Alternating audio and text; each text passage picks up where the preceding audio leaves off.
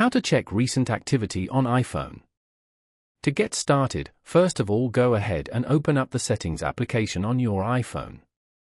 Once you're on the Settings page, scroll down and tap on Screen Time. Tap on See All App and Website Activity to view your daily and weekly activity summary.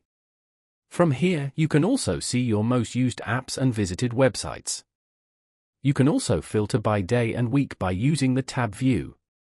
Alternatively, go back to Settings and scroll down to Privacy and Security. This section controls which apps can access your data, location, camera, and microphone. Tap Location Services, then scroll to the bottom and select System Services. On the next screen, scroll all the way down, then tap Significant Locations. Here you'll find a record of places you have recently visited. Following these steps, you can easily check recent activity on an iPhone.